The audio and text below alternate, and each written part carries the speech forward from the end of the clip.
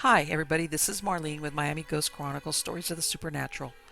And I hope you enjoy this new show, whether you're viewing it on the internet or listening to a podcast version of the episode. I do want to thank you for being part of my audience. You can also find links to videos or podcasts on miamighostchronicles.com, as well as where you can submit your story about any eerie experiences you've had, which I would love to hear about. Just go to the Submit Your Story tab. Please subscribe to our channel so that you receive notification of when we release a new show. And find us on Facebook, Twitter, and Instagram. This is where I usually live stream and where I give you a behind the scenes look at locations where new episodes are being filmed at. I also tell you about all the interesting guests that will be appearing soon on Stories of the Supernatural. I hope you enjoy the show, and I think you are all wonderful. Hi, everybody. It's Marlene with Miami Ghost Chronicles Stories of the Supernatural. How is everybody doing today? Good. I'm having a good day, super good day here in South Florida, which is where I'm at, even though we're in September.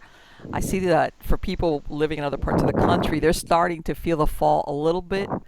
And I always talk about the weather in Florida because it's always hot here. And about the only thing I worry about is that we're still in hurricane season because even though you're not going to see this right now, Hurricane Florence just went into the Carolinas. And believe me, last year we got Irma. So believe me, everybody here in Florida always had their fingers crossed like, please, no more hurricanes. Even though I hate to see them, but it's like, go anywhere else but God. Yeah, that's what you worry about when you live in Florida. But anyway, let me tell you about the guest that I have tonight. Very excited. I have a gentleman by the name of Barry Strohm.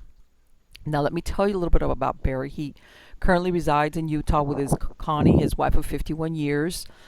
He's an author. He graduated from Lehigh University with a business management degree and also has a civil engineering license. He is also the owner of Golden Lane Antique Gallery in New Oxford, Pennsylvania, one of the most haunted structures in the country. And what started as a casual interest in paranormal photography became an obsession as he was led along the path of learning about the afterlife and the presence of aliens among us. The gift of spirit communication allows him to contact spirits of deceased aliens and obtain actual information that has never before appeared in print. And of course, he's assisted in all his sessions by his wife, Connie. And he has several books, and we'll discuss that as we get into the interview. But of course, you know that the first thing I'm going to ask Barry is, did you have experiences as a kid, Barry? And now I want you to deliver that line of what you told me before we were recording. None whatsoever. None whatsoever. And I Uh, thought everybody that was seeing ghosts was crazy. okay. I love that answer, by the way. I really do. I really, really do, because um, people don't understand that we were talking about that it's lately, yeah, because of all these paranormal shows and everything, people are immediately quick to jump on the oh, it's the ghost or whatever. And before, people were kind of slower to get there than they are now. Because even back then, I want to say there was even a little bit of a stigma if somebody was running around going, "Hey, I've got a ghost in my house" or whatever. So, from what you're saying, you were one of these that, if anybody, you would have been one of those that I said, "Oh my God, that wacko! He's running around saying that they saw a ghost." Hey, worse than that, I made fun of them, picked on them. Oh, You know, that too. no, I was what's known as a total absolute skeptic. Okay.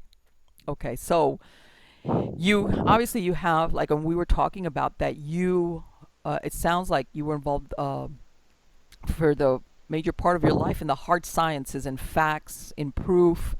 In other words, if I can't measure it, touch it, feel it, whatever the case might be, it was like, okay, let's not, doesn't exist. So we're gonna then fast forward, wherever you want to, whatever point you either were introduced into it, even before you had the hard proof, or what brought you to that point. Okay, well, in the beginning, I mean, as I say, I worked in heavy construction all my life, Mm-hmm. road construction, aggregate industry. I was the CEO of a stone company, aggregate Okay. company, 400-man company for about 5 years. Uh, Absolutely had no understanding or belief in ghosts. And Okay. we were we owned a stone quarry up here in Pennsylvania, Mm-hmm. and we were running our trucking company from a building across the street here in the town of New Oxford, and this Okay. big old warehouse was sitting here. And partner that I had said, "Well, let's buy the warehouse and convert it into an antique gallery," Okay. which we did in 1989. We bought it, converted it to an antique gallery, and my one condition was I don't. We'll do the deal as long as I don't have to spend any time there, because I don't know a damn thing about antiques, and don't want to learn because I was doing so much other stuff at the time. Okay. So anyway, about 5 years later, I wind up having to buy him out.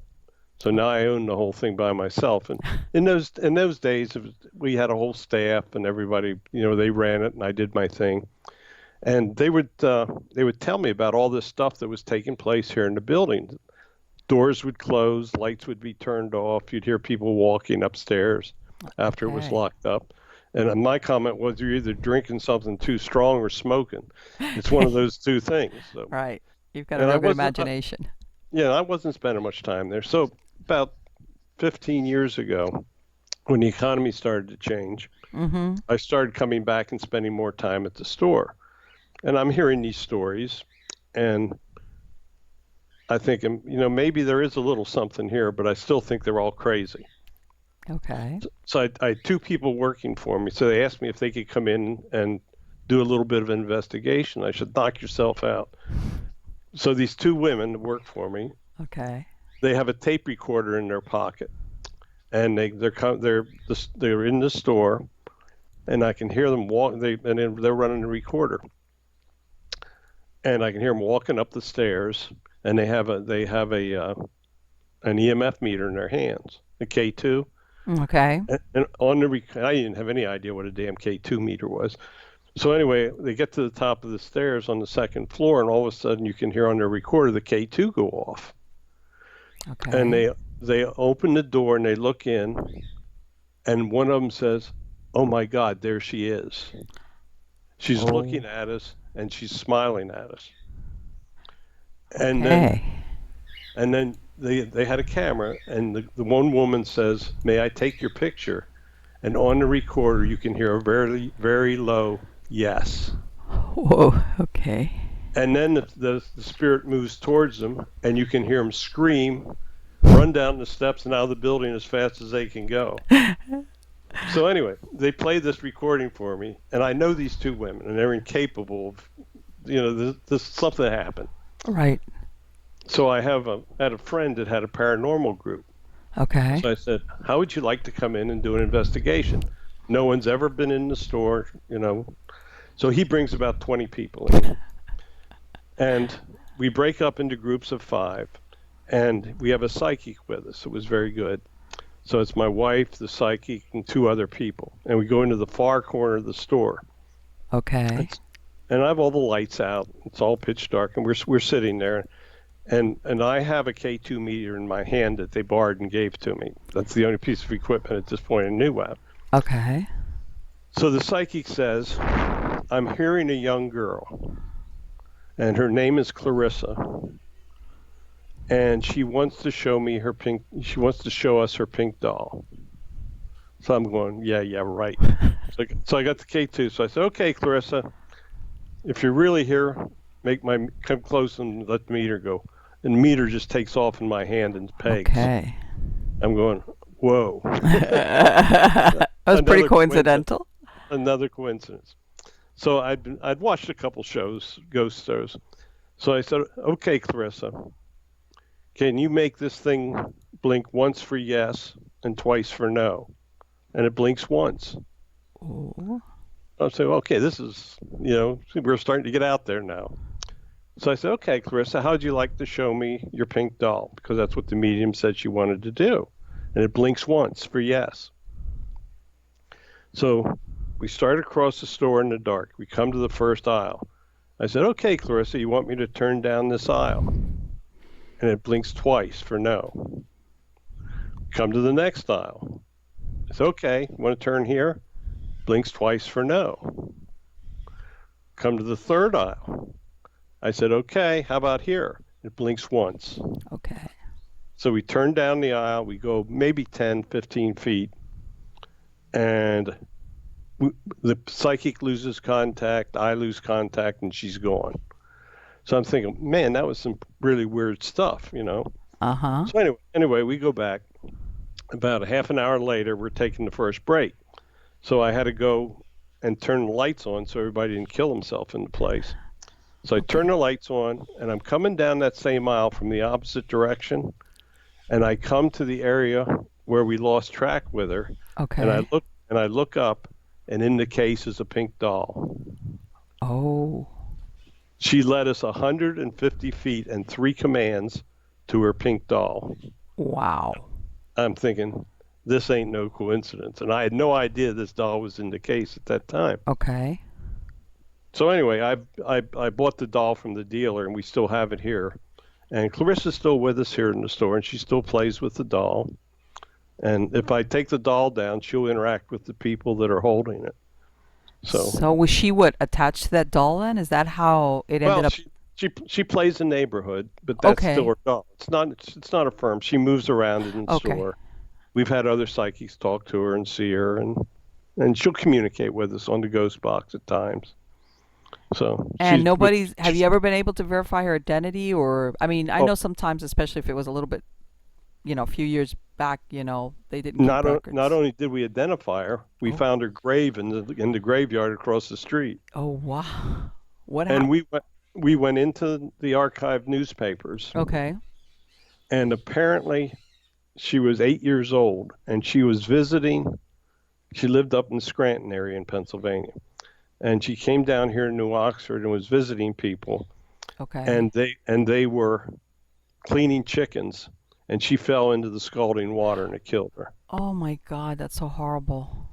Oh, And so she and two other children from the neighborhood still play the neighborhood here, wow.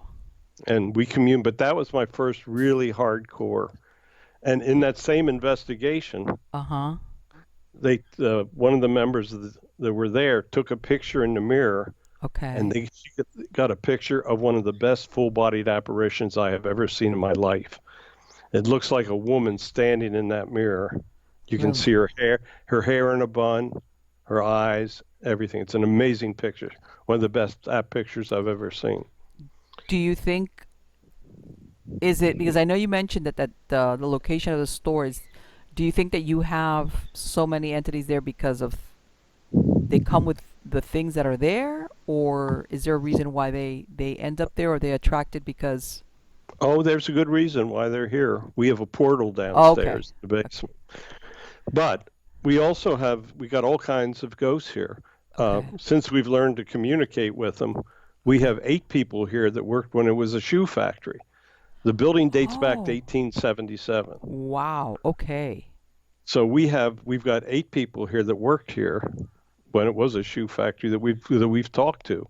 Okay. And and when I do radio shows, they'll come in and they'll stand in the room and watch me do the radio show. And you know what? I tell, because everybody sometimes thinks that ghosts are, it's just people going back maybe to where they died or they lived. And I said, for a lot of people, what they do for a living means a lot to them, as Oh far yeah. as that's where they want to be at. No, we asked them. We said, "Why are you here? Why haven't you moved ahead?" And the answer was, "When we worked here, we were like a big family, Right. and we just like to come back and be together with everybody." So Right. they come and go, but they Yeah. come back and they do this. So Right. Yeah. But a lot of people, everybody always equates the job with it. And I go, you know what? Not everybody had a bad experience of work. Sometimes they had almost like what you described, like a second family, especially when yeah, back then that people worked for years and years in the same place with the same people.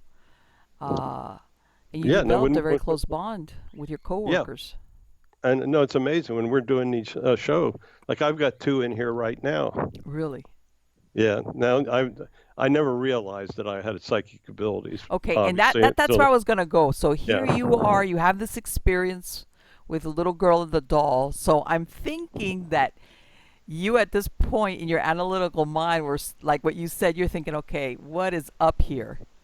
What was the next event that propelled you down Well, the that I've experience? I've always had an interest in photography, and Okay. I enjoyed doing. We did professional photography for a couple of years.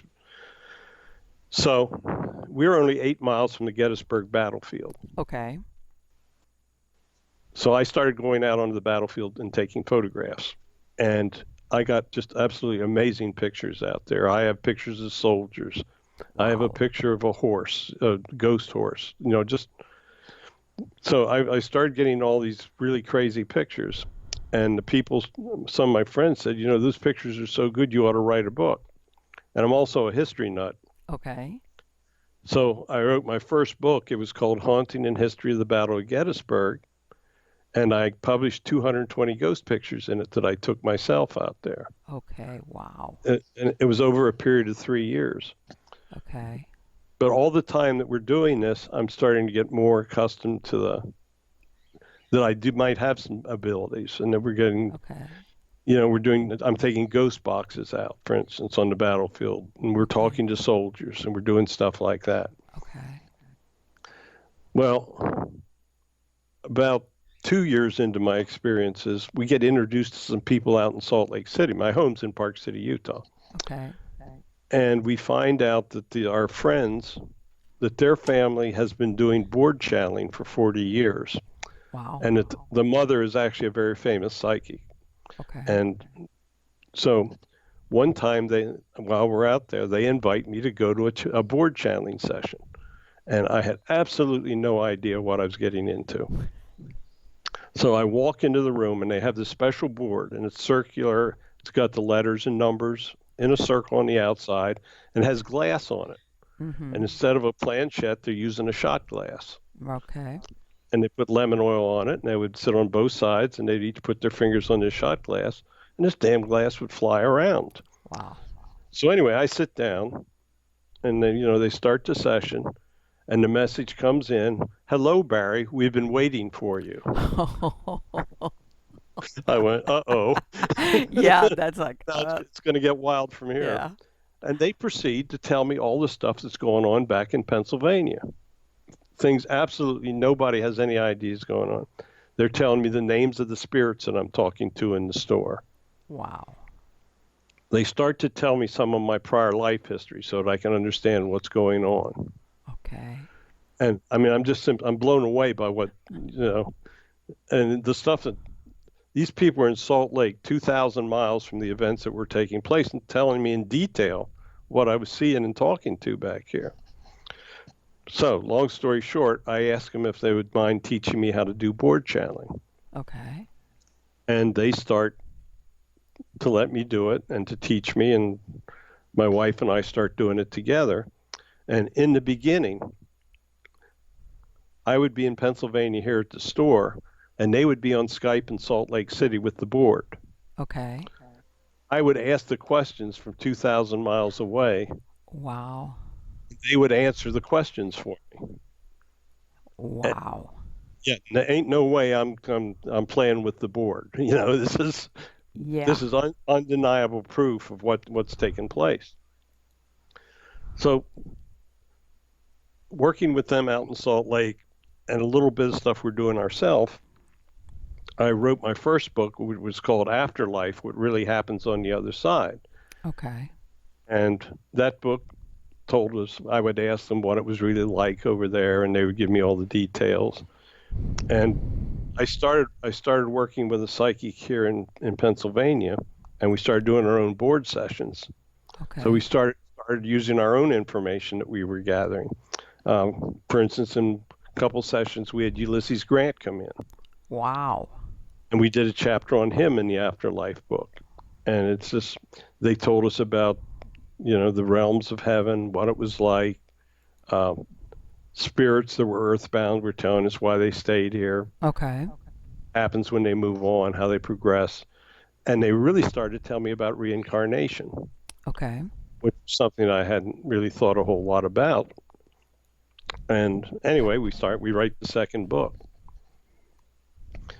Well, as we start to progress in the channeling, the board channeling we're doing here in Pennsylvania, I started asking a whole bunch of questions about things. So I Okay. started asking about aliens. I Okay. said, it started out one night, the guides are in, and I said, do aliens exist? The answer comes back, of course. You're Like like, oh yeah. cool. Everybody knows It's that. like, okay. So, so I start to ask them questions. So one night the guide says, you have a lot of questions on this subject. So I'm going to introduce you to a guide that can answer all of your questions because he is one. And Oh. I said, is one what? He said, he was an alien in his past life. I said, well, how is this possible that I'm going to be talking to an alien spirit? And the guides come back and they say, because aliens and humans have the same soul energy, Wow. which is a little hard to comprehend. And I'm sure everybody's Sure.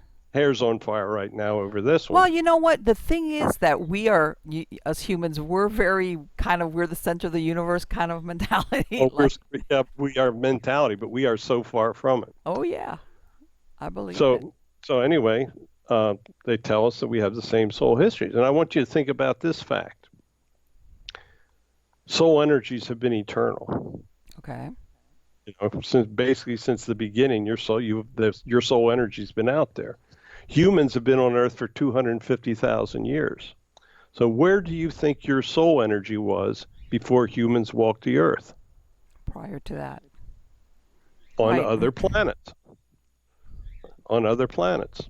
So it's as they put the whole picture together, it started to make so much sense. Because when Jesus taught of everlasting life, Okay. he taught of the everlasting soul energy. That was what he meant. Right. Not that you live one lifetime, your soul goes and it's there That's forever. it. That was not what he was teaching. That's how it was misinterpreted in the Gospels as it came forward. So anyway, we're now channeling with an alien full time. So I write my third book that was called Aliens Among Us, Exploring Past and Present. Okay. And my alien name was Moo, Really? and he gave us all this information. He was a blue alien. In life, he stood 9.5 feet. He lived on a planet called Robe, which is on the far side of our Milky Way. And he lived 942 of our years before he passed. Okay. So they had an extremely long life. And it's the stuff he told me was amazing. Like we went through the Nazca lines down in Peru. Okay. He told me what they stood for, the different shapes in Peru. Now let me ask you, when you were going through this process, Barry, and it sounds like you started working with all these boards. Were you really thinking I have psychic abilities, or were you just thinking, okay, I just happen to be using an instrument that's allowing me to go there? Or did you have, in other words, did you have experiences when you were not using a board? Let's say when you were at home or you saw something. No, not at that point. Okay. Not at that point. I mean, I am now. I mean, now I'm starting to see them and the whole trick. Okay. But at that point, no. And I was actually, I was thinking that was we were working with another psychic, so it would always be her and myself on the board. Okay. And I'm thinking that everything is coming through her, Okay. but actually, it was coming through both of us. Wow. But I didn't understand it at that point of the ball game. So anyway, we write this book about aliens. Then I got the idea, since when we had channeled with Ulysses Grant in the first book, he told us a little bit about he hinted that there was a lot going on about the Lincoln assassination that we didn't know, that he knew. Okay. So I get the idea, well, it'd be really cool if I start to investigate some of these conspiracies. Okay. So we did things like we asked for the presence of Jack Kennedy. And we channeled Kennedy, and he gave us all the details of the assassination. Told us Wow. who killed him, who the other shooters were that were involved, who was behind it, told us absolutely everything. And he would give us these names, and then I would go in and I'd do research. Okay. And these names would appear in different conspiracy theories or different, as facts came out. For instance, he said that Lyndon Johnson was behind the assassination. Okay. Well, now there have been books written about the fact that Exactly. he was behind. Um, Exactly. he said that E. Howard Hunt was involved. When Hunt dies, he did a deathbed confession that he was involved in the assassination. This stuff's all matter of record, but it's all things that we channeled information. So we wind up. My next book was called Spirits Speak of Conspiracies and Mysteries. Okay. In that book, we tackled 27 different conspiracies. We did Wow. the Lincoln assassination, Butch Cassidy, just Billy the Kid. Okay. And it's amazing how wrong history is in most of these situations. I believe it. I believe it. I know that sometimes history is written by not everybody that's trying to expose or to write the accurate truth. It's whatever they want to put out there. Yeah, I think the most amazing one was the story of John Wilkes Booth, because I started to channel that one with the idea of just knowing who was behind what happened, what took place. Okay. Well, Secretary of War Seward and the then Vice President Johnson hired the conspirators. Okay. And that was really what I was looking for. But then once I get going on this thing, it turns out that John Wilkes Booth was not killed in Virginia, like the history books say. Okay. Since the Secretary of War, and he planned this thing, that was the reason that one of the bridges was left open that they could even get out of D.C., was Okay. at that guy's command. But they had captured a Confederate captain that resembled John Wilkes Booth. Oh, wow. So they off this guy down in Virginia, Okay. and if you go into the archives, there are no photographs of the body of John Wilkes Booth. Wow. They destroyed all the photography. In those days it was a big deal to photograph dead bodies Yes. because photography was new. There's no autopsy photographs. There's no pictures of him dead in his casket. Nothing. Okay. Hmm. So anyway, John Wilkes Booth escapes and goes to Kentucky. Okay. 3 years later in Kentucky, he marries a woman. And there's a birth certificate on file down there that is signed J.W. Booth 3 years after he was supposed to die. The son finds out that it's Booth. Booth panics, abandons him, and heads out to Texas. Okay. As far away as he can get. He buys a bar in this town in Texas, and there's a woman in town is going to marry a U.S. Marshal. Well, Booth is afraid that the marshal's going to recognize him when he comes to town. So he panics, heads on further out in the frontier, works as a bartender, becomes pretty much an alcoholic. Okay. Gets very sick. So Booth is on his deathbed, so he thinks, and does a confession that he's really John Wilkes Booth. Well, the guy lives. He winds up, he doesn't die. Now he's got a real problem. Yeah. So, as part of the story, there was an attorney in Kentucky that had realized that he had married this woman. Somehow or other, this attorney finds out about the confession. Well, Booth takes off and he goes up to the town of Enid, Oklahoma. Okay. Becomes a housekeeper, becomes a house painter and an alcoholic, and in 1903 commits suicide. So he lived what, 30, almost. He lived a good long life, That's considering. right. So he dies, and I went into the archives, and in the U.S. archives, I found a picture of John Wilkes Booth taken in Enid, Oklahoma, Wow. in his casket.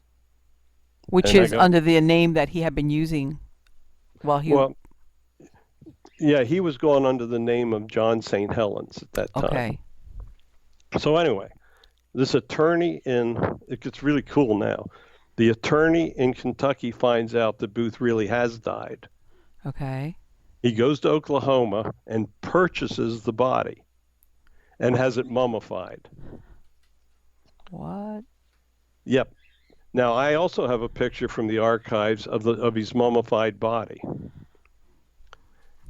So the guy takes the mummified body and he actually displays the mummified body of John Wilkes Booth at the 1904 World's Fair As the body of John Wilkes Booth? as the body of John Wilkes Booth.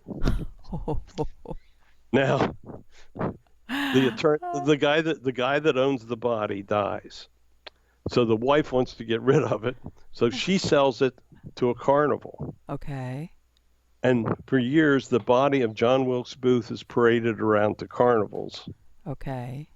In the 1930s, some forensic doctors looked at the body and they found like 30 similar points to Booth in life. What? His broken leg, the leg that he broke, everything checked out perfectly on this mummified body. And the body is shown at carnivals. The last time it was seen was in the early 1970s here in Pennsylvania. And then it just disappeared. It's God knows disappeared. where it's at. God knows where it's at. Yes. But it could still be out there. Yeah, it could be. But we channeled all that information I channeled and then did the research and backed it up. And did he ever disclose, like, you know, the conspirators or supposedly that got hung, like Mary Surratt and everything? Did he know all along that that was what was going to happen to them, or it was just that's No, that was all. When Lincoln was killed, Johnson became president, and he was one of the planners. Okay. So he was behind everything. So he had the conspirators killed within months. So he wanted to get rid of them, the living ones. And then some of them that went to jail. Before he gets out, he pardons all the ones that were sent to jail. And that was part of the deal for them keeping their mouths shut. You know what? And I could never figure out why they went to the lengths of hanging Mary Surratt. I mean, you know, or implicating her so heavily, especially because back then they didn't like to. Yeah, but she knew what she was doing. She knew that they were going to kill originally they thought they were going to kidnap Lincoln. Okay. And that they had that all set up, and then he didn't go. His trip was canceled, so they couldn't kidnap him. So then they went ahead with the plan to kill him. But Surratt knew what was going on. She was guilty. Well, you know, and it's not whether she was guilty or not, but the fact that they actually hung her instead of. Well, he wanted to shut her up. Oh, no. Now that you're explaining this, that makes sense. Where it's like, no loose ends, you know. Last thing I need is to, even if she gets a life in prison sentence and then somewhere along the line she starts, and somebody actually pays attention to what she's saying. So, yeah, that makes sense why they actually went and executed her instead of giving her, you know, life in prison or something along those lines. And because back then, women, they didn't like to execute women. No, she was the first woman was hung by the government. Yes. But that was why he wanted to shut him up right away, which he did. Wow. So but we channeled all that information, and then I could research and put the whole thing together, complete with photographs. And we did that. We did that with 27 conspiracies in my book. Barry, when you were, you know, after you would do these channeling, you had all this information, you were doing your research. Were you kind of like wigged out every time you're running across all these facts that correlate with the information you had gotten?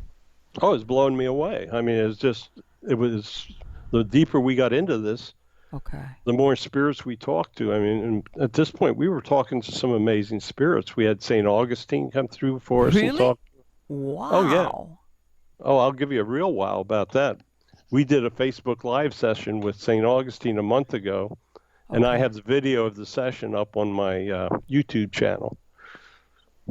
And when I have to ask when they come through. I mean, And let's say something like St. Augustine, do you do like who is this, or when they start identifying themselves, and you do you ask yourself as like, really? I mean, imagine after speaking to an alien, it's nothing can surprise you, but still that's a very unusual spirit that should come across. Well, he came through with us from the beginning, Okay. and I thought it was a connection with the psychic that I was working with. She was a very strong Catholic lady, Okay. and I thought he was coming through as part of that. But then once we stopped working with her, we realized that he wasn't coming through for her; he was coming through for us Okay. because he wanted to give us information. Okay. And it's I'm going to ask because of the timing on it, since you said this took place but like a month ago, you said. Hmm. Did it have anything to do with a scandal that's going on in the Catholic Church, or nothing whatsoever to do with that? We discussed it when Okay. when when we do these Facebook Live sessions. Mm-hmm. I know who's coming through for me, Okay. so I made up like 50 questions for him. Okay. So we started off where he did a message. He gave his message, and then he actually answers around 50 questions for me. Okay. And we did discuss Catholic Church in that interview. Okay. Because I was thinking, wow, I wonder if the timing on this, is it coincidental, or is it because the Catholic Church is like being rocked by, it's like, I don't know, they're asking for the Pope to step down. It's like things Well, are happening. I've had a prediction on my website for 3 years that he'd be a short-term pope. Really? Yeah, I posted 6 months before it happened that the last pope was going to retire. And And, it's really, I was not too long ago, I was listening, well, also seeing this the interviews that Art Bell had with Malachi Martin back in the late 90s prior to him dying. hmm And in a lot of them he talks about, you know, what was a lot of corruption, and especially the problems that they're having with the molestation of children. And this was back in the late 90s, and he had left Rome in the 60s before coming to the United States. So he had, in other words, he had been witness or knew of this for many, many decades Oh yes. before it even, Oh, and I remember thinking, wow, this has got to go. This is not just a couple of priests that are, that got in there. This sounds like it's very, very pervasive in the church. yeah. No, they told us that this pope was aware of what was going on. Yeah, well, that's what it sounds. I cannot believe, okay, that something as serious as that he would not know. Not him, any pope would not know. Okay, I can, yeah, I find that that's along the lines, when the before CEOs would say, I had no idea that this was going on in my company. That explanation doesn't work anymore. No, no, you got a pretty good idea what's going on in the company. Yeah, well, exactly. Especially something along these lines that I think has been around for quite a long time. Well, there were And whistleblowers that were trying to tell him about it. I mean, the previous popes as well. This was not just a new event. oh, no, no, no, that's why I'm saying I think Yeah. that along the way, what was it? When was the first big scandal? Was what, in the early late 90s or the early 2000s, when they had the big giant, the first ones, and then it kind of died away. But if you listen to them, I think you had these isolated incidents, and that's when they would look and they would say, oh, well, what they did was they would move these priests to other parishes, but they never, you know, sanctioned these priests criminally or anything. So, and I'm thinking to myself, and that was basically in the last 50 years. I can imagine way before then, you know, you could not go up against the word of a priest and be believed. So I know it's been going on for quite a while, and Oh it's. yeah, yeah. I mean, and I know I've heard of a lot of other conspiracies. And by the way, I'm Catholic, or I don't even call myself a cafeteria Catholic. I don't even call myself a Catholic because, in truth, I don't practice the religion the way they should. And why call yourself something if you don't practice it the way they want? But yeah, I've heard a lot of things besides the thing with the children that leads you to believe that there's a lot of corruption on a lot of levels in the church. And so here you are. At what point did you realize that you were one of the psychics that was drawing in the spirits that were being channeled? That started about 4 or 5 years ago. I started to realize that that we were doing it on our own. Okay. And did you ever have an experience outside of when you sat down, let's say, to channel or to do a board? Um, that, in other words, that you had a spirit try to communicate with you outside a moment when you were the one that was setting it up. Oh yeah, yeah. No, I Okay. became aware of an awful lot of things. Just you know, we do a lot of work with prior lives, Okay. and I mean, I found out that I'd actually fought over at Gettysburg, Okay. Which makes and sense. and I can take a ghost box out to Gettysburg, and I can talk to the spirits I fought with out there. Okay. And I've done this with group. I've taken people out. I was a Confederate captain that Okay. fought at this particular spot, and when I go into that spot, they recognize my soul out there. Okay. We've been chased out of Union areas because they recognized I was a Confederate. They threw Wow. they they threw a stone at my truck one time, and then I got a bunch of wild stories from the I mean, I've battlefield. I've been to Gettysburg twice myself, Uh huh. and it's depend. Sometimes it's a little bit more difficult when when you got a lot of, depending on when you go, if you have a lot of people or a lot of field trips going through there, and but sometimes you're able to go to some of these monuments when there's nobody around, and just a feeling about it. Sometimes the only thing I can relate it to is like, well, watchfulness. Like, Oh no, they're all over out there. yeah. It's there's a ton going on. But last fall I took 4 people out with me, Okay.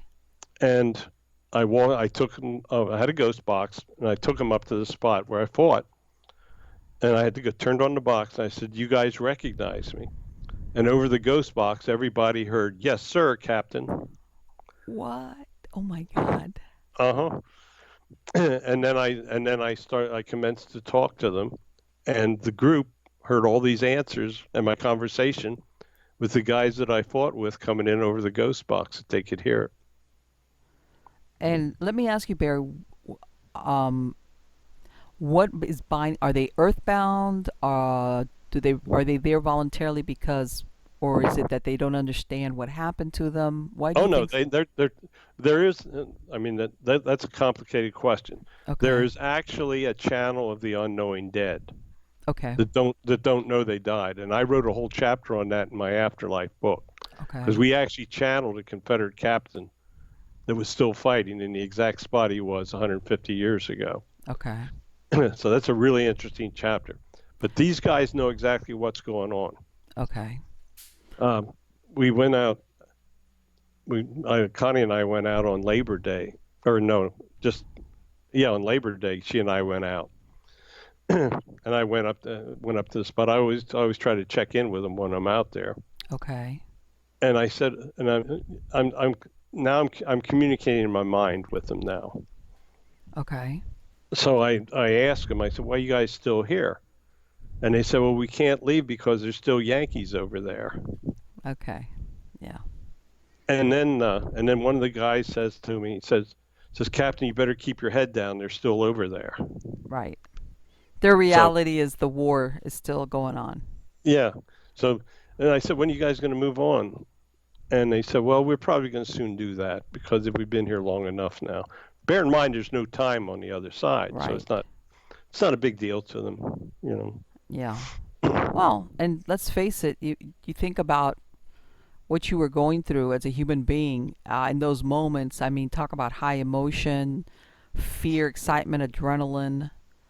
That's, you know, there's so much emotion charged into the experience, either individually or as a group.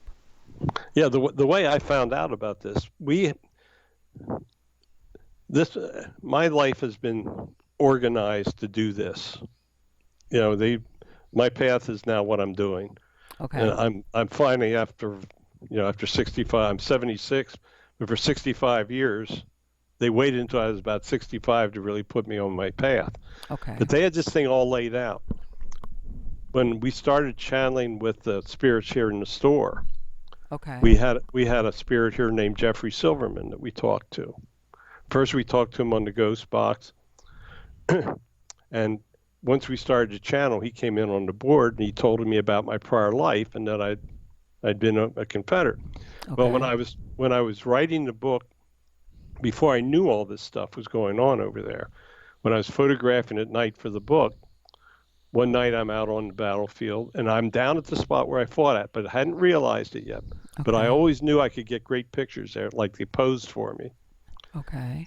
So this I'm out there at night by myself with my cameras, and I start walking down this wooden path behind the stone wall, and in my head I hear, "Don't go." And I stopped. I went back about 50 feet, and a big tree fell right on the path where I would have been. Oh my God, Barry. So they actually saved my life out there because I was totally bombed. There was nobody around. It was late at night, 10 Right. In o'clock. other words, if you would have been hurt, you would have been laying there Yeah, under that tree. And I have, when I lecture on guardian angels, I use the picture of that tree. I went out the next day and took photographs of it. Okay. So anyway, I've always been interested in the guardian angel concept. Okay. So we got Jeffrey on the channeling board, and I'm thinking, I wonder if was the one that saved me out there. So this was like a month after it happened. So I said, Jeffrey, when I was out there, was it you that saved my life? And the answer on the channeling board comes back, no, it was the fellows. Wow. It was the souls of the spirits that I fought with that were still there that warned me, that saw that coming. Wow. So they were still looking out for you. Oh yeah, no, and I'm trying to sell the stores here in Pennsylvania so I can go back home full time, and Okay. they're very, very upset with me. When I was out with the ghost box, one of them called me a quitter over the ghost box because I wanted to go home. And he's like, no, no, no, no. Yeah, no, they said don't go, and one yelled quitter over the ghost box because they think I'm deserting them out there. Let me ask you, have they ever come to you in dream time? No, they can come to me Okay. in conscious time. So, no, I explained to them. I said, you're welcome to come home with us and visit. And I said, my time here is not going to be that long in this life. I said, I'll be over there with you guys in a little bit. Don't get excited. So, And so it sounds like you went from a hardcore skeptic to a and by this I don't mean you weren't spiritual before, but it looks like your spiritual beliefs. oh no, I'm beyond spiritual now. Okay. We have now channeled with many of the holiest of the saints. Okay. My And book, I have a book at the publisher. Yeah. okay. Well, in my book that just came out, Spirits Speak of the Universe, there's Mhm. a chapter on the universality of God Okay. because all of the planets in our galaxy worship the same God we do. All right. So they gave me all a chapter on that, and I have a chapter on universal reincarnation in that book. When you the thing with the aliens, Mm. because you know that lately, well, we've always, for years this thing with the UFOs and everything, but it seems like it's picking up a little bit more traction since last year when they finally kind of admitted that they were actually investigating, trying to identify these UFOs. Well, Moo told us we would have disclosure before 2020. Really? Yeah, Whoa. I write about it in this in my universe book. We actually have a chapter on what's happening down in Antarctica, and there's events down there taking place that are going to lead to disclosure. They won't be able to Okay. keep it secret. Right. That's why that there was some people like that. That all of a sudden, all this traffic, whereas before, like the only ones that go into Antarctica would be scientists, and now all of a sudden, a bunch of people have gone to Antarctica, which you would think, what are they doing there? Well, they're trying to calm things down because we have a treaty with the aliens. Uh, they're all very friendly. They mean us absolutely no harm. Well, I take it sounds like when you say them, is it there's more than one type of them? I ask in my new book, I have a chapter on alien vehicles. Okay. and they have hundreds of types of vehicles that they use. And in the book, I actually have photographs of an alien drone that followed me one night on the battlefield. Wow. I have 40 frames of a real, honest to God, alien drone following me out there on 3 different cameras. So it was very real and lasted. It followed me probably for 15 minutes. And was there something significant that happened that night as to why it happened? I asked Moo why they did it, and he's a smart ass, and he said they were ghost hunting. So, It's like, yeah, they were along for the ride. but anyway, he told me about all these different vehicles. He said they have vehicles from one the size of a baseball to a vehicle the size of the United States. Wow. And I asked him, I said, how many different types are on that huge vehicle? And he said in excess of over 250 alien types. Okay. And I have seen a real one. And what is their interest with us? They're trying to help us advance. They are. They're Okay. trying to help us evolve. If they meant us harm, Oh no. we would be so dead. Yeah. Yeah. Advanced technology, they could snap their fingers and we'd be gone. And No, and the reason why I they ask is I've heard of theories where there's more than one, and some are friendly and some are not, and sometimes they have their own, like, and some of them are kind of a little bit indifferent about us. They're observing, but they're like, eh. well, we're a very young culture. Yes, that I believe. Moo told us that we have had alien visitation since the time of the dinosaurs, 65 million years ago. Okay. And there have been apparently 3 different seedings trying to get life on Earth. Okay. And the human form that we're in now is actually the 3rd seeding. Okay. And God actually works with the aliens. In many cases, do some of His work. Okay.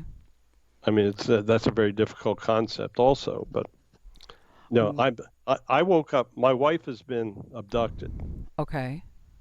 And we both have a long history with alien interventions, which I never realized until they gave us the information on it. Okay. This was in other words, this was prior to all these experiences that you had with the spirit communication. Yeah, 20 years ago, we were living in Florida. She drops me off at Lauderdale. Okay. And we were living in Palm Beach Gardens at the time. Okay. So she's on 95 coming back, and it's like you snap your finger, and she's 3 exits and 20 miles north of where last thing she remembers on 95. Wow. And she went to the doctor. Doctor said you fell asleep. Well, you know what falling asleep on 95 does in Florida. No. No. Forget it. You do not make 20 miles. No, you don't. You don't. So we couldn't figure out what really took place. And then once we channeling with Moo, he told us what happened. And he said, that she was abducted. And what they did was they put a shapeshifter in the car to drive the car while she was up in the ship. Okay. And she actually has a mark on her forehead that she didn't have before this took place. Wow. So he filled in all the details what took place in that event. And when you say seeding, do they just do the act of seeding, or are they using any of their genomes or DNA as part of the seeding? Well, one of them, they tried to create life on Earth when we had all the water. The planet was basically covered with water at the time. So that's why you have the animals in the sea that are mammals, the dolphins. Right. That was all an attempt at a seeding, but they realized that they weren't going to be able to advance and come out of the water. So so God sets up another go at it 250, 300,000 years ago. And he sets up another species to evolve, and that's the human form that we see today. Okay. As in, when you say seeding, and it is because is it because of evolution through primates, or was it primates and then man was seeded as man? Man was seeded as man. Okay. And you're right. You understand what I'm at. Okay. Mm-hmm. Because they're always looking for the these are missing all link or questions whatever. that I've asked. I've written about all this in one of my various books. Okay. And are they happy with their progress? Or Not overly. sometimes, But I did ask him. He said there are other young cultures in the galaxy that are actually more violent than we are. wow. But but what Moose said was that through war, people learn compromise.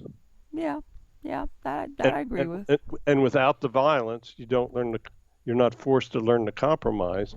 And in all of the other civilized planets, they get along. They have a treaty, they don't fight. They realize with the great abilities, I mean, they could annihilate themselves. And the concept of self annihilation led to peace. And hopefully that's what will happen with Yes. humans. Yeah. And Jesus, he's very clear by saying that they will not, God will not end the human race. It will be up to humans and their free will to do it. And I think so. And he will also not stop them. Yeah, and which is the exact concept of free will, which is free will That's to right. choose and the consequences that come with either one action or the other. Yeah, free will and ego are the two things that will destroy humans if they are destroyed. Right. And you know what? Sometimes, and I know because, we, I think that sometimes we kind of lose perspective that yes, we've developed uh, technology like bombs, etc., that can wipe out hundreds, thousands of people. But if you look at the history of human beings, we really do value life more now, even though it doesn't seem like it, because once upon a time, human life wasn't really valued that much. You know, No, no, one night we said, why did you allow the Holocaust? And the answer was because we wanted you to see ultimate evil so that it never happens again. right? Exactly. Yeah, You see, you got to understand a human lifetime is like a blink in the eye of your soul history. exactly, We've lived so exactly. many lifetimes out there, and some have advanced, some screw it up. There's seven realms, and they send the people. You mess it up enough, you go back to the bottom, and you got to start over. Right. It's like it's that concept of, which is I agree with, which is that reincarnation is like a school. You figure it out, and sometimes you get the lesson, and sometimes you don't. And you're better in some areas than in others. And Hmm. no, I'm very familiar because since I'm a trained hypnotherapist, I've done a lot of past life regressions. Well, And in line with that, they tell us that we all carry our books of life in unused portions of our brain, yes, and through hypnotherapy is how you access the prior life information. yes. And I've had experiences where I've had people come to me for regressions, and they're positive that either this location or this time period or whatever, they've romanticized it, and I know that I lived. And I said, okay, well, after I said, but let's ask for what would be the most appropriate thing for you to see now. And I say more than 80% of them, no, as a matter of fact, really more than 90% of them, if they allow themselves, because sometimes you get people that are a little bit over analytical, but they go and they experience things and lifetimes that they never ever would have dreamt or thought that they had. Hmm. And the experience is so real that that they come out and they're like dumbfounded. They're like, I never, besides that they could be either sex, just locations, placements, lives, experiences that they're like, I've never even, like, I can't even say, oh, I always wanted to. And of course, like I tell them, very few people were ever famous. Most people were very ordinary, Oh yeah, for lack of a better word, unknowns, they the live normal millions, lives. Normal lives. normal lives, Mm. exactly. Um, I say Everybody it's wants everybody wants to be famous in their prior lives. right. But some of them are very surprised, when, depending whatever the life is and, whatever is most appropriate for them. Some of them get right away why they saw that. Some of them they would contact me later on, and because they would be, and I think I understand why. And one of the things that a lot of my clients said was, you know what, at that moment I didn't get it. I was like, what? and then something would happen concurrently or right after they had that session where what that life that they saw had tied in specifically to some type of circumstance that came about in Hmm. their lives shortly thereafter. Oh That, in yeah. other words, you can't say, okay, you plucked it from your subconscious mind, because these were things that happened that they would. I think I understand now why I saw what I saw when I did, Hmm. and yeah.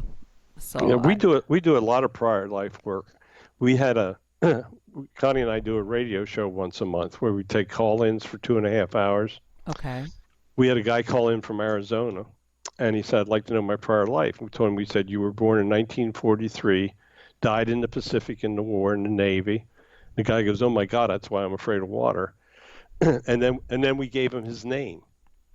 Guy calls in the next month. He says, "I just want you to know that I researched that name, and that name died in 1943 in the Pacific, and I even know where the body is buried in Arlington."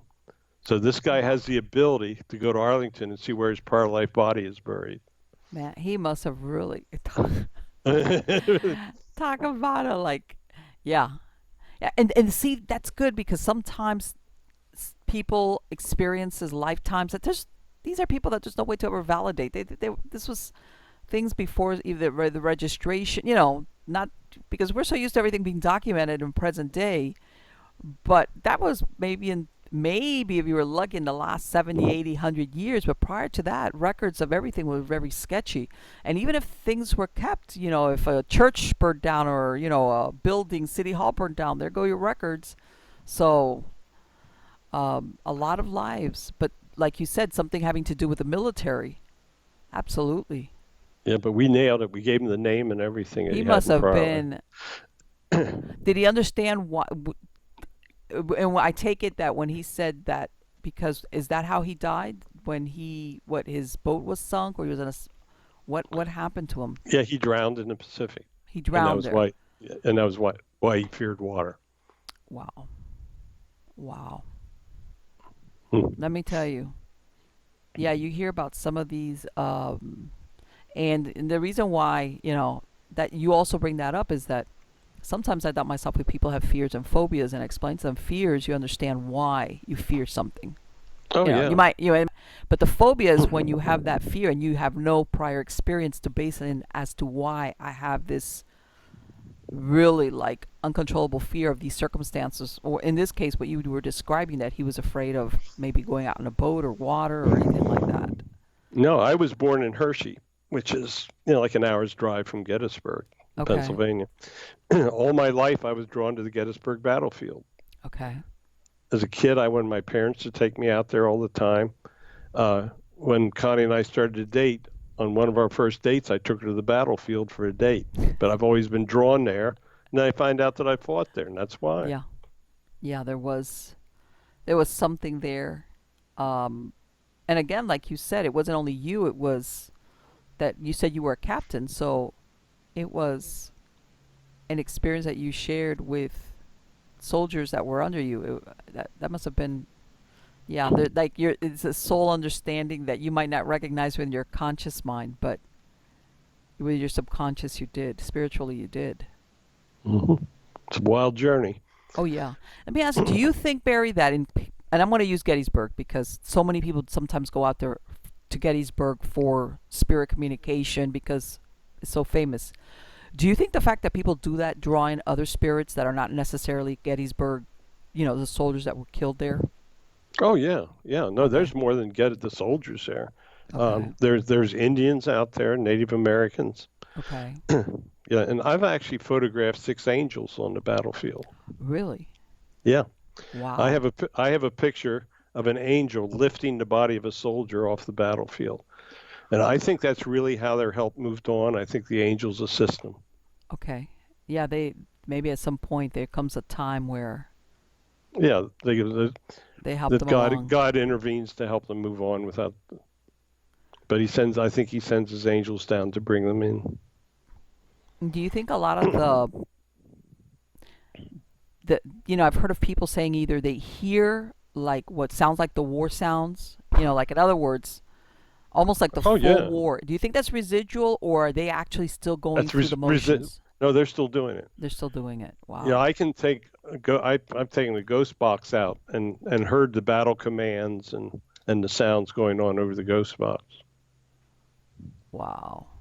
But sometimes I always wonder, I said, you know what? I wonder if there's any intelligence or if this is just an imprint into the Oh fabric of that place because it was so heavily laden, charged with no, emotion. they're totally intelligent. They have the same mentalities they had when they walked.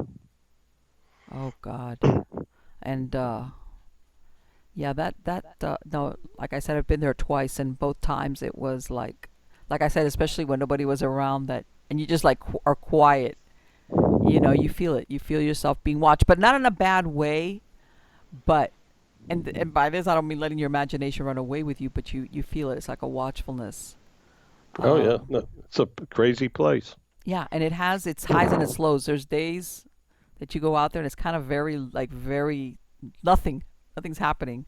And then there's days, and I don't know if it has something to do with either anniversaries or atmospheric conditions or It has what. a lot to do with energy in the air. Okay, The best photography that I ever did was after thunderstorms. under a thunderstorm. Yes, I've heard of that. Yeah, That's yeah. There's conducive a lot of huge times. energy there. I mean, they're some of the best pictures I've ever taken were right after thunderstorms. Let me ask you, Barry, have you ever run across any negative entities that you're like, I don't want to have anything to do with you? Um, I've had them in my dreams, but Okay, I'm very very well protected. I mean, okay, we have a special prayer we use. We had the spirit guides when we give us a prayer of protection to use when we do board channeling, okay. and we always use that prayer before we start, and it's just we're very very well protected. We've Right. had attempts, but they've just cut it off. Oh, well, it sounds like you also have a lot of guardians on the other side who watch, the We're traffic as far as we're very well spirits. protected. Perfect. Okay, Barry, thank you so much for spending this time with me. It has been wonderful. And for my podcast listeners, what is your website address if people wanted to find out more about what you do? We've got a couple websites. Okay. One of them is spiritspredict.com, Okay. and our new website is called wordsofgodthenandnow.com. Okay. And we're And doing that website has got a lot. We have been channeling with the saints. Uh, okay. we we actually have a video up on YouTube where we channel with the Blessed Mother. Really? Yes, it's Wow. wonderful, wonderful. Her energy when she comes in, the tears just come down your eyes. It's just Okay. unbelievable when she comes through for us. But I have a YouTube channel under my name, Barry Strohm, and Okay. you can actually go in and watch our channeling videos on there. Okay. So in other words, you do like do you do it live or do Yeah, you we do it okay. on Facebook Live. Okay, you do it on So Facebook Live. yeah, Okay. I have a Words of God Then and Now group, and I got about 2,500 members, Okay. and we do a Facebook Live session, and then I download it and put it up on YouTube. Oh, I see what you're doing. But Okay. we give all the group members the opportunity to watch this event take place as we're doing it. So Okay. there's no question that Right. make up your own decision because we're hiding nothing. We're doing it live, and on Wednesday night we're going to do a channeling session live with Jesus on the Facebook. Wow. We have 3 sessions with him up on YouTube now, but he's requested to come back. He has a message for everybody, Okay. and I have about 50 more questions for him. This My is your set. Let me ask Barry because it sounds like like you said, you've spoken with human spirits, extraterrestrials, saints, divine spirits, angelic beings. Is there something, and the reason why I'm asking this is that everybody thinks that the moment that they're living in is the moment, like, and then that moment comes and goes. Is there something pivotal that's going to happen for us humans in the next few no, years? no. No. Okay. No, That's fine with me. it's going to be evolution. It's going to take Okay. place. No, Okay. there's he has told us that there's going to be a time of grief for our country coming up very shortly, Okay. and he will not tell me what it is because it'll affect. They will never tell us anything that will affect the karma, Okay. people's karma. They'll never change that or the karma of our country. Our country has a karma as well. Right. So it's no. O- I have my sixth book is currently at the publishers, Okay. and the title of that is Spirit Speak: Channeling the Life of Jesus. Okay. He has told us what has took place in the missing 28 years of his life, Between childhood and when he and started we preaching and beginning his ministry. Yes, yeah, okay. Yeah, because that's always been a big mystery. That's always, yeah, like you said, there's always been that gap. Not to me anymore. Not to you, as far as childhood and being a young rabbi and Not you know. really. Okay, He wasn't so raised Jewish. okay, so yeah, there's He and always worshiped. He always spoke of the one God, and that's exactly. yes. And the thing is that sometimes you hear of a lot of different parts of the Bible or different gospels that were omitted or you're not There was used. It. when Constantine in 325 selected, Mhm. there were over 300 gospels presented, Right. of which 27 were selected. And we actually channeled with Pope Sylvester the First, who was the head of the Catholic Church during the Nicaea conference, and Okay. he gave us all the background in the gospels that were selected, what Constantine looked for. Right. Well, because from what I understand, and that a lot of reference to reincarnation was one of the things that they kind of like said, well, no, we're not putting that in there. Oh, absolutely. And one of the main gospels that was omitted was the secret teachings of Jesus because he spoke of reincarnation, Okay. Right. and it Yeah. wasn't accepted. Right. They wanted that. This is your one shot, and you better pay attention to us, or that's Mm, it. You're gonna go to hell. mhm. So that, Yep. yeah, Yeah, yeah, that, the church needed that, so for the fear they had to promote yeah, the yeah, control over their members. sure. And Jesus taught Jesus taught pure love. exactly, no fear. No, and if when you the Bible is one of the toughest books to understand with all the parables and everything in it. Mm-hmm. Jesus taught to the uneducated and the poor. Exactly. If he spoke in those parables, nobody would have understood him. Exactly. They would have thrown Exactly. stones at him and he would have been forgotten. Yeah. Well. He What? spoke he Right. spoke very simply to the people. Right. Yeah. I mean, the like whether you were a rabbi or somebody that was very knowledgeable about well, back then, let's say the Jews, the Torah and everything, but like you said, there was the majority of people were very simple people. And even now, I mean, we know. Look at movies. That's the best way to speak to people is through stories. That's right. You know. But he spoke very simply, and Mhm. he had more than just the 12 disciples. He had the largest his group was. He had 45 followers at one point. Okay. So no, Okay. Which makes sense. his life story is absolutely amazing and so believable. It's just a Right. wonderful story. The reality of it. Instead of that sometimes that there's too much emphasis on the trying to make him divine, as in not Oh regular yeah, human. he And basically lived a human life for yeah, 28 years. That was exactly. what he was back for. He was God incarnate, Right. and they wanted to experience the suffering of man. And Exactly. And most that's of what we're told, understandable. yeah, it's a wonderful, understandable story that he tells That is okay. And when is that book due to come out, Barry? in the spring. In We're spring of looking next for it. year of 2019? I'm just yeah, Okay. All right. yeah. Well, We're looking for it sometime in the spring. It's at the publishers. We've okay. been through the book's been designed and everything, so it's pretty well through the process.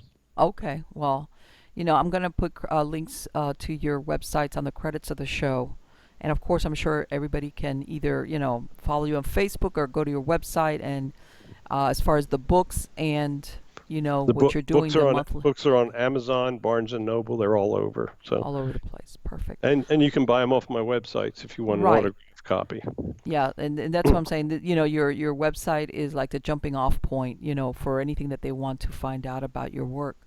So again, Barry, thank you so very much. It has been absolutely fascinating to speak to you. Yeah, it was a lot of Thank you fun. so absolutely. And I hope I'll be recontacting you when that book comes out because it sounds like that. Let's face it. I mean, it sounds like you have very interesting books, but that one that's going to be coming out in the spring, that is definitely. I would love to talk to you about that. Yes, it will get some attention when it comes out. Okay, Barry. Have a very good evening, and thank you so much. Okay, thank you. Bye bye.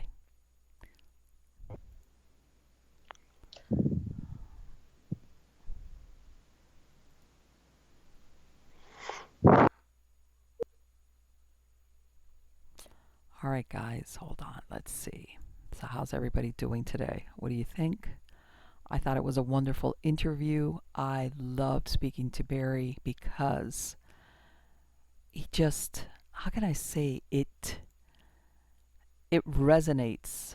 When somebody um, goes from being what you call the hardcore skeptic, the person that, like he said, dealt only in facts, provable stuff, in other words, the science. And there's nothing against science, but I understand where he was talking about. It was like, if you can't quantify, reproduce it, measure it, touch it, whatever. And he was very honest. Not only did he disbelieve, he made fun of the believers. He thought they were kooks. He was, in other words, he was totally on the other side of that, uh, if you want to call it that scale.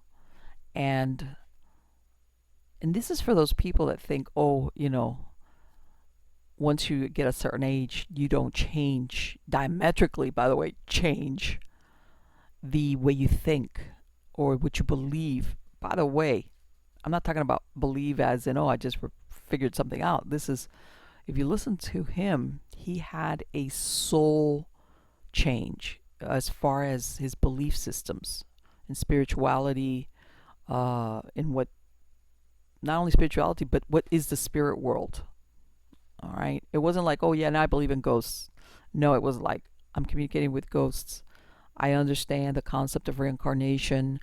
I have experienced that, this human soul, and we'll say just soul because it does, transcends us being as humans. In other words, it could incarnate in a human being, it could incarnate in an extraterrestrial body, in another planet, another galaxy, whatever. And I know a lot of people sometimes think, God, sometimes we have a hard time just managing this lifetime and in this reality, because even now, with in present day, with so many advances in technology, which I've said it before, I personally think stresses us out, helps in a lot of ways, but it's added on a very thick and detrimental layer of stress for us as human beings, and in some cases has disconnected us from other humans, which not a good thing. So, and I'm saying, and then a lot of people say, oh, and then on top of it, you're going to say, what, I could have, not only did I reincarnate, I might have even been at some point inhabited an alien body, and God knows what I did or didn't do, and I don't know. I know that a lot of people, the concept of heaven, or in other words, one lifetime, is kind of comforting in the sense of, hey, you know what? I want to live this lifetime, and that's it. And you strive for being the best you can. And as far as Christians are concerned, even if you haven't been the best person, if at the end you repent, you're still going to end up in heaven, and that's it. And I don't know. I kind of like the idea that we have more than one go around, because I think that we're not all perfect across the board. Sometimes you have people that overall are good, but in some areas we're not. You will get people that are very protective. I'm going to give you an example. Could be ruthless with other people, but then they take care of their families. But they're ruthless. If in other words, if you ask their family members or their children, they think their parent is wonderful, walks on water, provided, took care of us. You ask somebody who dealt with that person outside of the family, and they say that person, I'm going to use a man, was an SOB, or that person was a bitch, or that person was a ruthless guy, and you know and you say, well, how does that be? Because human beings are like that sometimes. And I think that when you have another go round, it's like, okay, maybe I need to fix the part of try to gain understanding of the part that I missed about, maybe things that I did or suffering that I inflicted by my action or lack thereof to other human beings. And let's face it, some people really like flub it hard, which I always wonder what happens with people that are psychopaths that have no remorse, or people that are sociopaths. Let's say they're born into really horrible circumstances, they're grown up, they're made into horrible human beings that then become predators themselves and victimize human beings. And we always think, okay, this person's going to go to hell, and that's where they're going to um, get their just desserts. Especially if, like I say, I'm sure there's a lot of bad human beings that never get justice. When I say justice, as in they're never arrested, or they never go to jail, or they never get their just desserts. And everybody's comforted, well, they'll get theirs. And I'm thinking to myself, you know what? I wonder if the ultimate, and I don't want to think of it as punishment, is, even though it could equate to that, is if in another lifetime they are placed in circumstances or lifetimes where they are understand too well what it's like to be victimized. Not that I wish that on anybody, I really don't. But I mean, there's so many different scenarios that could play in a lifetime uh, to make that person understand. You know, and I'm sure there's going to be people or souls that will understand compassion, and then there might be other souls they don't get the compassion part. They just become more ruthless themselves. That's why I'm saying it's good to have more than one go around. A very interesting concept.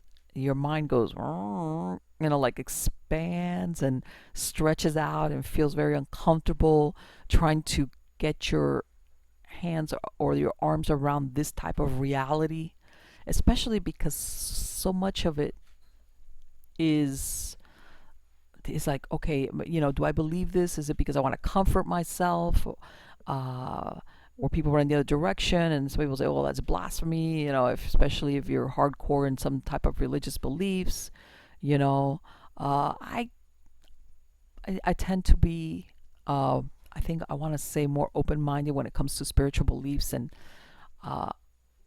the immortality of our souls, and yes, that we're in this moment, in these souls, in these lifetimes. I think that's designed that way because we are meant to live the moment and survive and work it out. And if we had to remember all these prior lifetimes or future lifetimes or all this thing that a lot of people, they'd be distracted. They'd be like sitting in the room going, "Oh, what?" So I think it's good that we kind of like have to live the moment and make decisions, and like he said, face the consequences of our free will. Uh, yeah, definitely a lot of mysteries out there. So anyway, guys, I hope you liked the show. I know I love to speak to Barry, and like I said, I'll put links to his websites on the credit of the show. Make sure to check it out. If you're one of my true believers, please make sure to send me your story. You can email it to me, whatever the case might be. And you remember I had my last show, I said, I received certain questions from people that that they just have a question, and sometimes, like I said, I receive current questions that really, when it boils down to it, where they're asking the same thing. And a lot of people, we're gonna, even though I did a lot of past life regressions, and I've gotten questions about that, but I'm going to do one question at a time. So one of the questions sometimes I ask is, as far as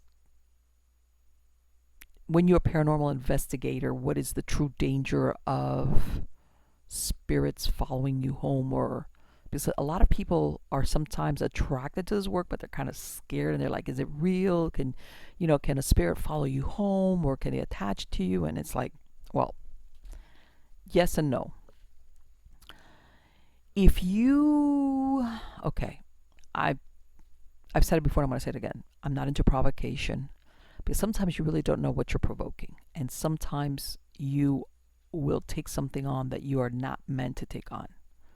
Provocation, not a good idea under any circumstances. If you're going to go, whether you're in a paranormal group, or you just with some friends that are going to the cemetery or some haunted spot.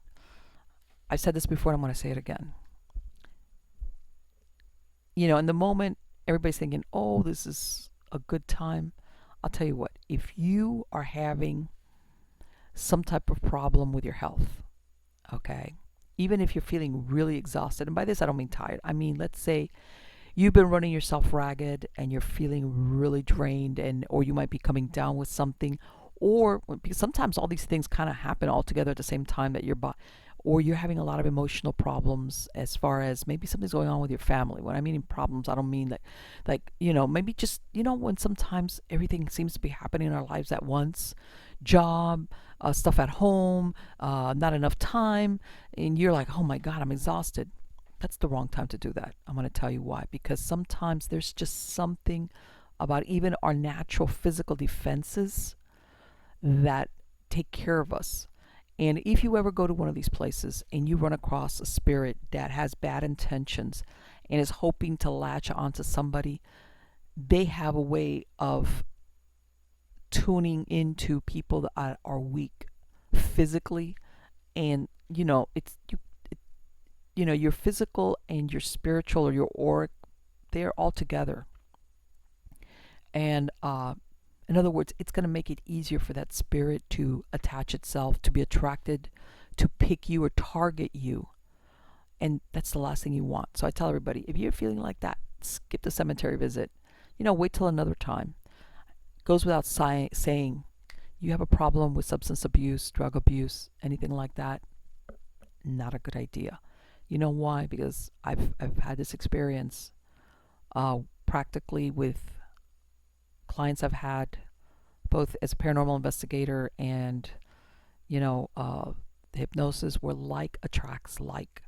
And if you're battling any type of substance abuse or any type of addiction, you are going to draw in sometimes spirits that want to be next to you, because they don't have a human body to experience the rush they used to get when they used to do whatever it was. And let me clarify by this.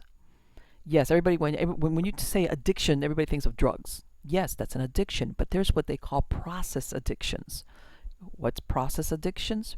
Process addictions are shopping, gambling. These are addictions where you're not actually putting something in your body per se to give you a high, but you release certain hormones in your brain that give you that gratification by doing that. Gambling, shoplifting. There's a bunch of process addictions out there that sometimes don't get that much attention because you don't get arrested for them. You could get arrested, let's say, if they catch you with drugs in your possession, or you start doing something crazy, or you OD. But there's a lot of other addictions out there that go under the radar that are just as destructive. So when I say addiction, this is what I mean. If you're battling something like this in your life, don't go into the paranormal, because what's going to happen is, I'm telling you, chances are very, very high. And by this I mean, I don't care if you pray and pray and pray. There's going to be a big giant bullseye on you to pull in spirits that shared some type of addictive personality when they were alive. Why? Because they see you as a weak vessel that they can attach to and somehow or other manipulate you. Maybe not all the time, but let's face it, if you're suffering under addiction, you're already there. And they're going to push you to, at some point, kind of drift in and do what, like a temporary possession, or they're so into your aura where they experience the gratification of whatever, that momentary gratification of whatever that addiction is, whatever it is, whether it's substance or whatever. And because they can't have it, they don't have a human body, they don't have senses. So what's the next best thing? They hitchhike on you. And that's also why a lot of people with addiction sometimes have a really hard time beating their addictions, because sometimes they have passengers going on with them that the last thing they want is for you to straighten your life out and drop it. So another thing, if you and hopefully you're honest about this, I'm not telling you have to tell anybody, but don't do paranormal work, don't go to cemetery visits, don't do any type of channeling or board work like he's talking about, because believe me, there's a lot of discarnates out there that, as a matter of fact, are earthbound because they are still intent on wanting a human body, and they're either scared of going on to the other side and thinking that's going to be a dull place and no fun at all, and or I might get in trouble or judged because I was a crappy human being, and all they're looking for is the fix that they can get from latching on to a human being that was like them. So, but again, the first the first thing I described is something that's temporary. You're feeling down, you're exhausted, emotional trauma, something's going on. Let it go. When things even out in your life, then you can do it. Your prayers of protection, whatever you believe in, that's fine. Uh, if you've got something more serious as far as addiction and or mental illness, mood disorders, my recommendation is that you never dabble in the paranormal. Never ever. Even if let's say you had a mental or mood disorder, you're on meds and things are good for you, or at one point you had some type of, let's say, alcohol abuse, for example, and you've been sober. Perfect. Leave it alone. Even if you've got everything under, do not mess with the paranormal. Okay? Do not. If you've gotten to that point where things are going along in your life and you've conquered and managed and you're going right along, don't dabble with the paranormal. I don't. Your thing is, if you want to, look at the paranormal shows and see some other people running around and doing it, and that's it. Because it's not worth the headaches that could come with you being at a certain place, and undoing maybe all the progress that you've made in your life. Okay, so and again, I want to, and this is the last example that I'll give. If you are a person who has ever had their boundaries violated, okay, by this I mean as a child, any sexual, physical, mental abuse, any type of, and by this, it could have been a one-time thing, or it could have been something systematic, something that happened to you more than once over a period of time. Okay? Sometimes it's not something that's done to you, but something that you witness. That can be just as traumatic. All right? And this is the big and you never do the work to put your boundaries back out. Okay? In other words, you were victimized some way or another, and you are still on that loop of trying to play it out and come out with a good ending, which means you're still playing the victim and you're always looking for a victimizer or predator. Don't absolutely dabble in the paranormal, anything whatsoever having to do with it at all. At all. And even if you do have something that happened to you, whether as a child or as an adult, as a teenager, again, once or more than once, and you go to a therapist, and it's really weird because some people go through the motions of going to seek out therapy, and they say they're all better, but they're not really. But let's say you're one of these people that you did the work, you understood what happened, or whatever, your boundaries are okay. And by this, what I mean by boundaries is that you don't let people, you're not looking to redo or replay that incident with somebody that's like that person. Doesn't have to look necessarily like them physically or even be the same sex as that person or that gender, but you're trying to reenact those scenarios. You've done the work, you understood it.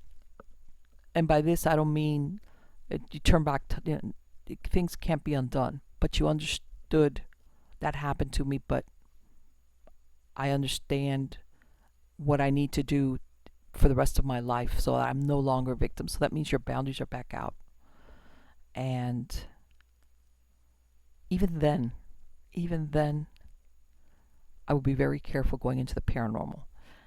The funny thing about that is that a lot of people who have had that type of trauma, especially younger in life, for some reason are very highly sensitive or psychic. I don't know if it's because develop is a hypervigilance because, you know, a lot of times there's no safety and security with your family of origin. In other words, let's say you're a kid. You know, your parents or your family of origin, they're supposed to keep you safe and secure. And if something's happening to you there, okay, whether the physical trauma, whether there was a lot of dysfunction, you as a kid, you develop this hypervigilance because this is how you're surviving. You're a kid. Remember, you can't up and leave. You're dependent on whoever you're living with, whoever the adults are. They're supposed to be taking care of you, but I might not be taking good care of you to survive because what are you going to do? You're a kid. So you develop this hypervigilance to keep yourself safe, maybe your siblings safe, to stay sane, depending on what was going on there. Okay, I've noticed that these people, as they go on later in life, sometimes develop, or I don't want to say maybe, will develop sensitivity, psychic abilities, a lot of, so it's kind of a weird thing where you're able maybe to communicate easily with the spirit world and they with you. But at the same time, I would tell you, you would have to be really, really careful if you want to dabble or go into that work. Okay? Even if you've done the work and you came to terms and you kind of fixed what happened to you and you're ready to move on, I would still be very careful. I would still be very careful because I don't know what it is about certain dark spirits that they are very cognizant of vulnerabilities that human beings have. And it's almost like, when something breaks, and even though you fix it or you tape it or you nail it, there's always that weak point where at that point that it broke. Well, it's almost the same thing with human beings. You had that break and you fix it and you look at it, it looks fine. But there is a weakness there where that was mended. And these dark spirits have a way of knowing where that weak point is. And that's why I'm saying, and everybody's different, but again, I would say those are the three examples uppermost that your best bet is if you're really fascinated by the paranormal, you watch shows, you look at books, and maybe on some ghost tours, like a walking ghost tour, which are very removed. Okay, there's no channeling, there's no attempt to spirit communication, and that would be it. And you would think, how boring, and you really want to do it. I'm telling you, if you understood what the risks are that you specifically could run and the headaches that could come with it, you'd say, forget it. It's not worth it. It's not worth it. Believe me, we've got enough going on in our regular lives with regular old living human beings that you want to bring on some dead people to torment you and drive you crazy, or in some cases even worse and darker things. So anyway, that's my answer to that question about, can ghosts follow you home? Yeah, they can follow you home and attach to you, and especially if you're vulnerable. So anyway, guys, I hope you liked the show. Subscribe to the channel if you're watching me on YouTube, or if you find me on any of the podcast platforms like Spreaker, iHeartRadio, Stitcher, iTunes, you name it, I'm there, so you get notified whenever I release a show. And again, I want to thank you so very, very much for being part of my audience and for coming back every week and enjoying all this time that we spend with all these wonderful guests, which, by the way, I have a lot of them coming up. So take care.